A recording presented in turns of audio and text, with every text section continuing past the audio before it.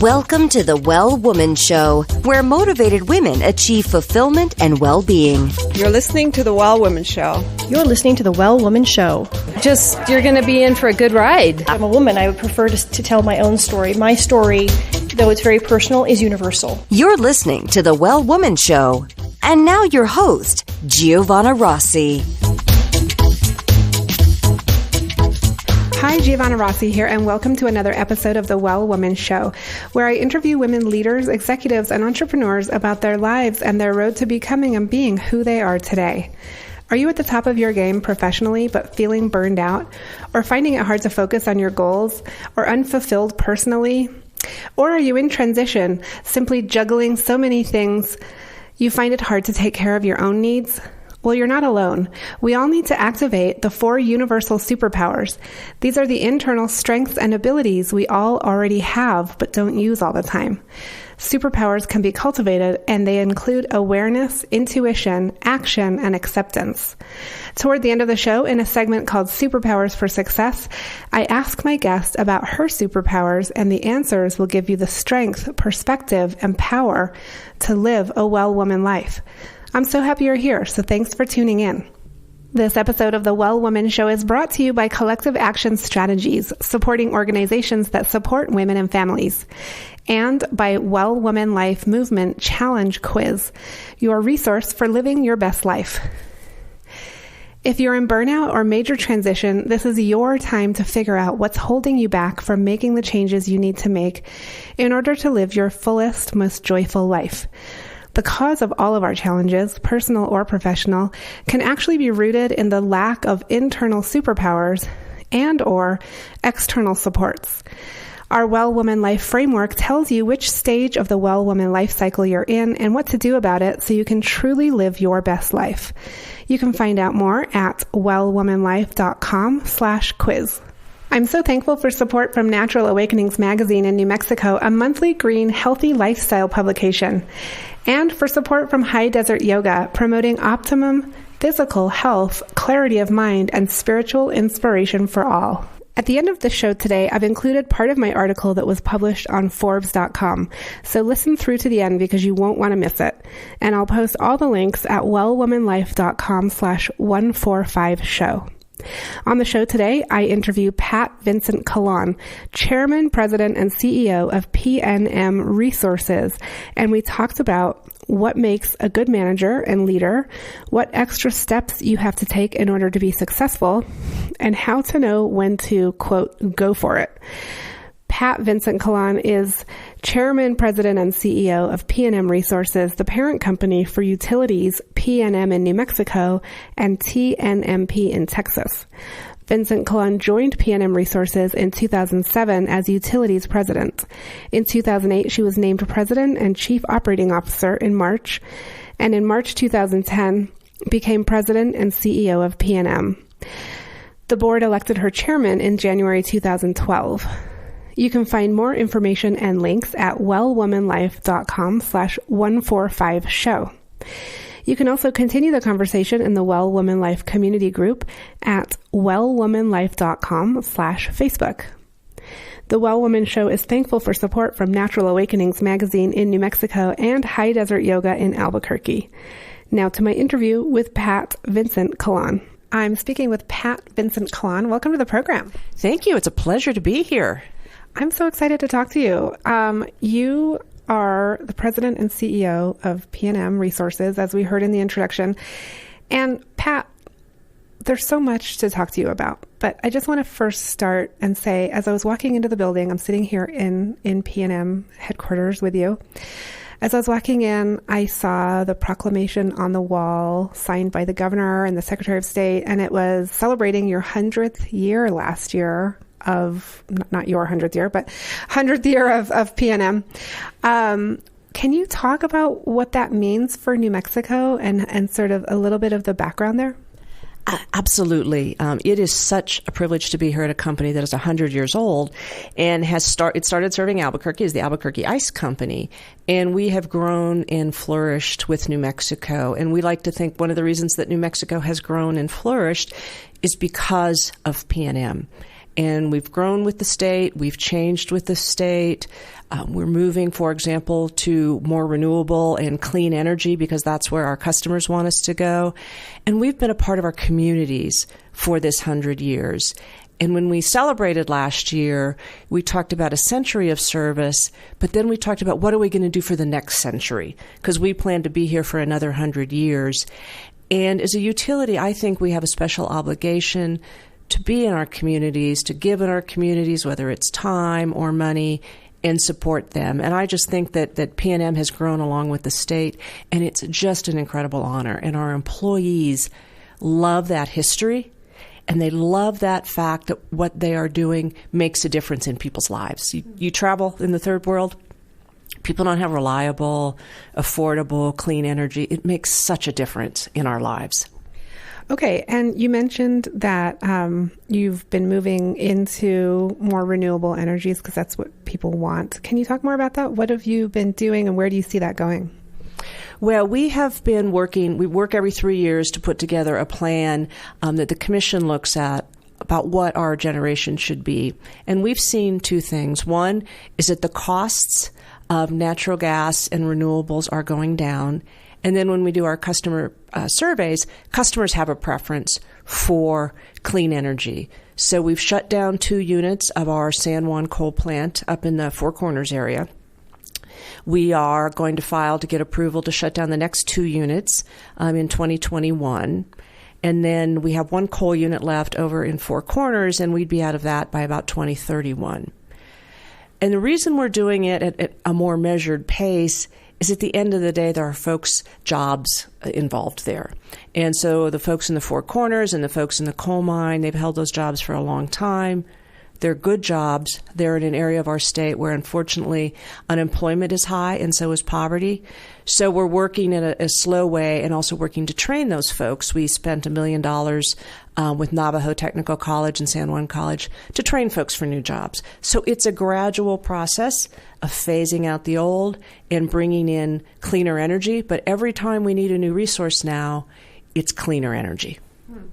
Okay, and so what does that look like for developing the newer renewable energies? Because you're having to move from doing something one way to completely changing it, and like the whole industry is changing, right? So, how does that work? What does that look like? It's a combination of 2 things. One, there are fewer jobs because coal plants, for example, take more people than a gas plant or a solar plant. So we have fewer workers, so we have the responsibility to help train the ones that are being displaced, whether for jobs in our company or others. So we're taking on more of a training role there for new jobs. And then secondly, putting all that renewable energy into the system can be challenging in terms of integrating it, is our buzzword on it. So we need people with new skills on data and technology. So it's a whole new set of folks that we're out there recruiting. I think one of the biggest employment needs now in utilities is people with information technology experience and data experience to help us deal with all the data we're getting in from our customers and from putting those renewables on our grid. Okay, and you've been a leader nationally in this industry. I mean, in energy and utility. Have you? What has been the conversation there about gradually moving away from coal and moving more towards renewable? It is really going on industry-wide, and the industry is responsible for most of the new renewables in the United States. Carbon emissions are down dramatically. And as an industry, we're also tackling this, what does this new workforce look like? So there's 2 major initiatives in the industry. One is called Troops to Energy. So hiring veterans, because they make great linemen, they make great employees. And so we've made a lot of strides in that. The second initiative, and this was one that I was proud to have started last year, is on diversity and inclusion. Because as we move forward and attract new folks, especially the millennials, our companies have to be diverse and inclusive, because if we don't look like the population, folks aren't going to want to come to work for us. And I think one of the great things about our industry is that we have a couple things that millennials want: a sense of purpose. I described earlier how electricity makes our lives better. And if we're diverse and inclusive, why go to Facebook? Why go to Google? You can come here and make a big difference in people's lives. And so we're really focusing on that diversity and inclusion in our industry in terms of sharing best practices to help us build the workforce of tomorrow. Okay, and you've talked about the workforce a little bit. Can you talk a bit more about sort of why do people love to work here? What is it like? What's the culture like? What is it like to work here? If you asked our employees, I think one of the reasons they work here is because of that sense of purpose. They're proud that they bring something New Mexicans want and need. They also feel that the company is very welcoming, and some of them describe it as their second family. When somebody's sick, we make sure they're taken care of, not just with the great insurance and the other benefits we have, but colleagues will pitch in and bring over casseroles, right, like your neighbors used to do. They'll do that. They'll take care of your dog if your dog is sick. If your dog's had to have surgery and needs to be in the office for a couple days, that's fine. So we really try to take care of each other. So I think it's how people are treated at work and how they feel about what the company does. And how do you do that across different levels of employees? Because I know it's harder sometimes to offer that flexibility to people that are out, in the field versus someone in the office. You're right, and it's different in every department and in every area.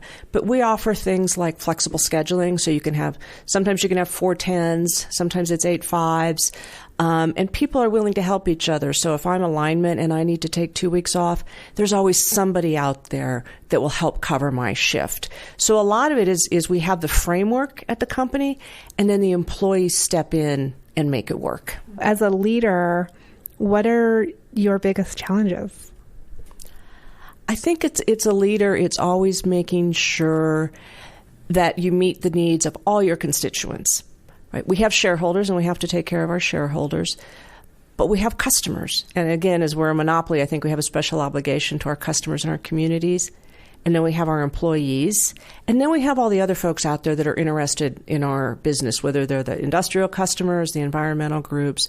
So the biggest challenging is balancing all those interests and trying to come up to agreements and compromises. And they always say a good compromise is when everybody walks away a little bit unhappy. So trying to do that, I think, is the biggest challenge. Yeah, that is a big challenge. And so you've worked in utility for a long time, but you have an MBA in business. Do you think that I imagine your skills are transferable across industries. How important is it that you have a background in utility to actually lead this company? I think in order to lead the company, you need some background in utilities. But when I came to the utility industry, I had been in marketing and management consulting. And actually, I was hired because I had no background in utilities. When my first interview, they said, "What do you know about utilities?" And I said, "Well, when I flip the switch, the light comes on, and when my bill comes, I pay it." And they said, "Perfect," because they wanted people that had more of a customer point of view. Now, that said, when you lead any organization, you need to understand the industry and how it works, how your company makes money, how you satisfy customers, and those things. But I think, management skills are transferable. And one of the great things when you learn when you're a consultant is how to quickly understand an industry. Yeah. And you have a journalism background, too. So I imagine you use that, too, to sort of investigate and ask a lot of questions about the industry when you got here. I did, and I still torture people about commas and punctuation and grammar. But one of the great things a journalism major does is exactly what you said. You learn to ask questions. And a lot of, I think, management skill is asking questions. And I remember when I got my first promotion into operations in a utility, I said to my boss, I said, "Well, I'm not an engineer." And he said, "I know, Pat, but you know how to ask questions and you know how to manage people." And that asking questions is just such a critical ability. What is the key to managing people? It's because it's a whole thing. I mean, it's hard. Some people are terrible at it. Some people are really good at it. I think it's a process, right, where we can learn and grow. But what is your magic thing that you do to manage people really well? I'm not sure that there's anything that's magic, but I think it's a combination of empathy. You have to understand what's going on and what people are going through, but at the same time, you have to hold them accountable.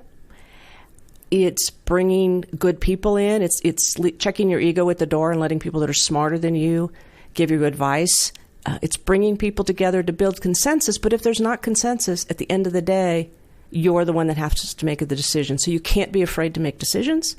You can't be afraid to say yes. You can't be afraid to say no. So those are some of the quote unquote soft skills that we hear about, sort of empathy and collaboration, that I think are becoming more and more important to embrace as leaders. Have you always used those, or has that been something that you've grown as a leader to start using?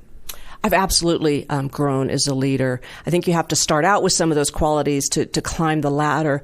But the more senior I've gotten, the more important I realize the soft skills are. And I think in business, the hard skills, if you want to call them that, the technical skills, are necessary, but they're not sufficient.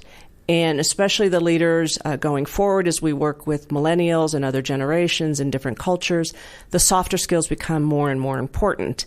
And in general, those are the skills they don't teach you in school. So you have to pick, I think you have to have them within yourself, but you have to pick them up along the way.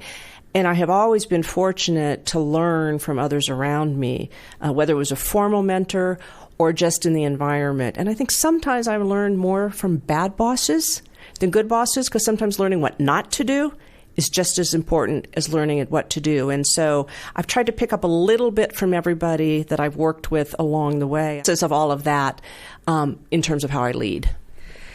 Yeah, that's a really good point. And you're listening to The Well Woman Show. I'm speaking with Pat Vincent-Collawn, President and CEO of PNM. And we'll be right back with the segment called Superpowers for Success. So we're back with Pat Vincent-Collawn. We're going into this segment called Superpowers for Success. And I want to ask you a few questions, Pat. The first one is, what does success in life mean for you? I think success in life means being happy. And you can be happy a bunch of different ways. But for me, I'm lucky that I have business success. So I'm doing well in business. But I have a good personal life. I have my health. And I have friends. And I think being able to have that whole combination, to me, is what success looks like. So you said business life, health, and friends. Mm-hmm. Yeah, that's a really good combo, balance. Do you feel like it's always balanced, or do you have to sometimes focus on some over the others in order to, I don't know, get anything done? I'd say the balance is episodic, right? There's times at work that I'll say to my friends, love you, but I'm not going to see you for a while. Or I remember my sister one year at Thanksgiving, I said, I just cannot get on another airplane. We'd love to have you, so I'll buy you an airplane ticket to come see, my husband and I. Sometimes you've got to make sure, health you have to take care of all the time, right? And maybe when you're crazy at work, you work out a little less, but you have to invest in your health. So it kind of goes up and down what you focus on. Yeah, I always think it's not really a balance. It's more of a juggle, right? Like we've got one ball up in the air and you might have one in your hand and you might drop one. And that's okay. Okay, so when did you know, Pat, that you were really good at what you do? I'm not sure it ever just sort of came to me. But I think when I got promoted to CEO here at PNM Resources, it finally dawned on me that maybe I was good at what I did. And I know this is a generalization, but I know they always say as women sometimes we don't feel we're as good as we are in our jobs, and we have those nightmares that we didn't graduate from school and that kind of stuff. So I think maybe when I got to be CEO, I finally arrived at that level of confidence that I must be good at it. Okay, so that's interesting because that was definitely an external validation, right? Like someone promoting you. And so it's like, okay, I must be good at this because someone, asked me to do this job.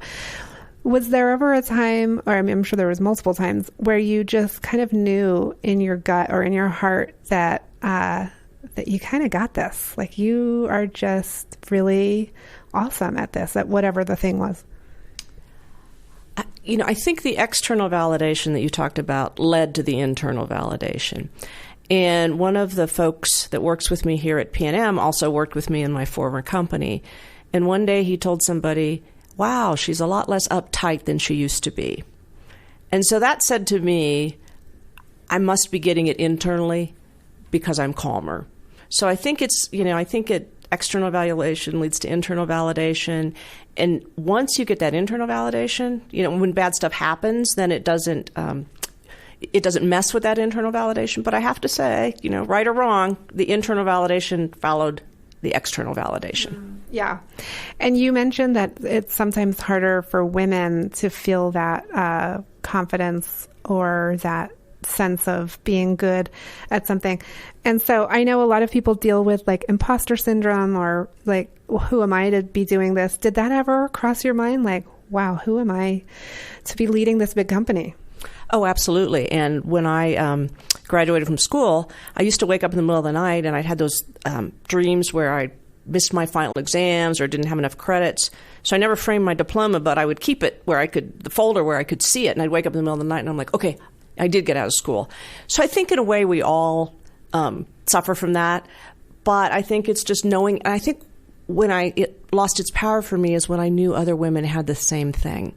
Because you don't really want to go to the office and say, oh man, I had this dream last night where I didn't finish school. But once you realize that other people suffer for it, it will pass. Yeah, no, that's a really good point. And I also think that it's not biologically like different for women versus men to feel confident or not confident.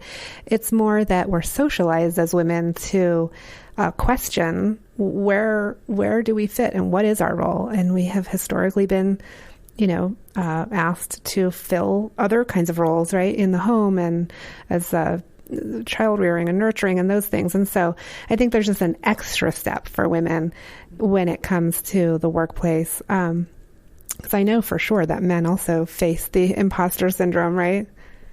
Absolutely. And my husband every once in a while will tell me he has a dream where he forgot his exams. But I think part of it for women, we were taught we had to be perfect. And so if we have 80% of the skills needed to go for a new job, we might not think we would get it. And the research has shown that level for men is less. So I think a lot of it, I agree, it's not genetic, it's been socialized. And we were taught not to go for anything until we were perfect. And you have to go for things when it's a stretch. And sometimes I think that's hard for women. If we're not 100% sure we're going to get the job, we may not apply for it. Mm-hmm. Yeah, and that goes for asking for more money, too. I think that more statistically, we know from research that men are more comfortable asking for a raise, whether or not they think they deserve it or they're qualified. Whereas women really, painstakingly look at like, do I deserve this? Have I done well enough? And do I have the qualifications and that kind of thing? So, Pat, in order to do what you do in the world as a leader, can you describe a personal habit that contributes to your own well-being? I think working out contributes to my own well-being. And it's tough to make time for it. And we talked earlier about, and I liked your analogy of juggling. Sometimes you have to prioritize something over another, but I always try to make sure that I work out. It makes me feel better about myself. It calms you down, makes your blood pressure better and all that. And keeping healthy is the one thing. And trying to get a good night's sleep, because I think you make better decisions when you have a good night's sleep. But I always say to women, you've got to take care of yourself. And I think that's what's helped me be successful. Yeah, and I hear that a lot from women. And so for listeners, definitely getting a workout in is so important. And it doesn't have to be a fancy gym. It doesn't have to be a gym in your own home. It doesn't have to be expensive classes. It can be anything, right? What is your workout routine, Pat? Well, I like to lift weights. Don't know why. It's just one of the things I really like to do. So that's my main workout routine. But if I can't get that in, it's just going for a walk. There's something magical about going for a walk that just kind of clears your brain. I used to run, but I had knee surgery, so I can't do that anymore. But even a walk is good for you.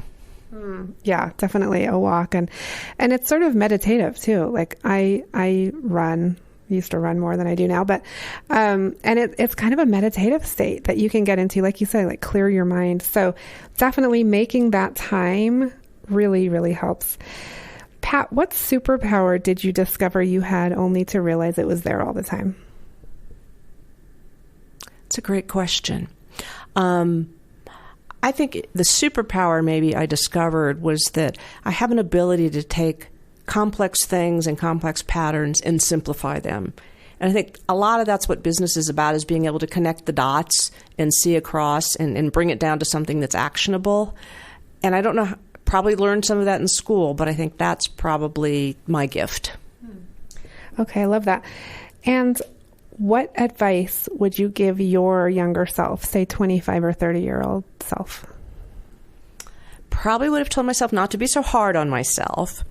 But I also probably would have told myself that the advice I got about if you just work hard, everything will be fine. Working hard is absolutely necessary, but it's not sufficient. You have to learn to network. You have to learn to understand your office politics. I think women are just taught if we're the best, we work the longest, we work the hardest, everything will be okay. We have to take those extra steps. And did you have a plan for yourself? Did you say, okay, I want to be the CEO of a big company and here's how I'm going to get there? Or like, how did, just very briefly, like, what was that? Absolutely no plan to be a CEO. I always wanted to go to work where I thought I made a difference and I was challenged. And I happened to be traveling way too much when I lived in Arizona, and a friend of mine got me a job at the utility there, and I fell in love with it. And I was lucky enough to get higher and higher jobs. But I think for me, it was really finding the right industry that I had a passion for, because I always say at the end of the year, I learned something. Because even though we're an old industry, we change, and I think I've made a difference. I think that's such an important takeaway, which is to just really follow your follow your gut and your heart, but that it's not a straight line. It's not like, okay, you go to college when you're 20 and this is what you're going to be when you're 30 and 40 and 50. And so that's good points. Pat, do you identify as a feminist? I don't know that I identify strictly as a feminist. I think I identify as maybe an equalitist, which isn't a word, but I think everybody, male, female, no matter what your race, your sexual orientation, I think we all should have equality, and nobody should judge us for any of those things. So I think it's maybe in a broader term, and I think I was lucky to come of age after Gloria Steinem and the other feminists had broken some ground for us. But I think today it's about making sure everybody is treated equally. So for me, it's about back to diversity and inclusion. Okay, and last question: what are you reading right now? What's on your nightstand? I am actually reading. It's a book that's been out for a while, but it's called "We Were Soldiers Once and Young." And it's about Vietnam. And a friend of mine gave me a book on the Vietnam War, and I started getting interested in it. And so this is, I think, my third in the series of Vietnam War books. Oh, interesting. It's been such a pleasure speaking with you today, Pat. Thank you. It's been a pleasure speaking with you. Hello again. It's Giovanna Rossi here. My own work in advocacy and policy change to improve the lives of women and families over the years has been both very personal, and at the same time, it became my chosen professional career path. When I was pregnant with my first child and working in a high-pressure policy job for New Mexico's governor at the time, I was charged with chairing a task force to develop recommendations to improve economic security for women and families. Specifically, we wanted to identify ways to improve the elusive work-life balance for women, something I was becoming very familiar with on a deeply personal level. All of this work and my struggle to juggle new motherhood and my career led me to start my own consulting business, where I became intensely interested in finding solutions for women leaders struggling to integrate life with their work, whether it was children, aging relatives, or other life circumstances. I knew that women needed support not only on an individual level, but on a systems level as well. And I knew that the systems level work needed to include a reflective practice that accounted for structural inequities at the personal, family, community, and global levels. My attempt to weave personal development and systems change together is a work in progress and is what I call the Well Woman Transformation Framework. The iteration of it that I'm sharing in my current work asks women to reflect personally and also more broadly at the family, community, and global structures in place related to what it is they're working on. With the help of specific tools and prompts, we work through leadership and life challenges through the lens of internal or personal strengths and external supports or circumstances. And depending on where a leader is in the 4 life stages, which are awareness, intuition, action, and acceptance, there are different tools that can be used to move through the challenges we face and find the answers and the integration we crave. If you're interested in learning more about the Well Woman Life Transformation Framework, head over to wellwomanlife.com/movement. That's it for our show today. Remember, if you need support to live your Well Woman Life, head over to wellwomanlife.com/Facebook to join us. Our monthly live event, Well Woman Drinks, brings women together to share our successes and challenges as women, leaders, moms, aunts, sisters, and all the other roles we carry. If you'd like to attend a Well Woman Drinks near you, or if there isn't one in your city yet and you'd like to start one, email info@wellwomanlife.com. If you enjoyed the show, please take a moment and subscribe in iTunes and leave a review. This helps raise visibility, which is super helpful when it comes to producing the show every week. For feedback, comments, or just to let me know you were listening today, find me on Facebook, Twitter, and Instagram @WellWomanLife. I'm Giovanna Rossi for The Well Woman Show. Until next time, have a super powerful week.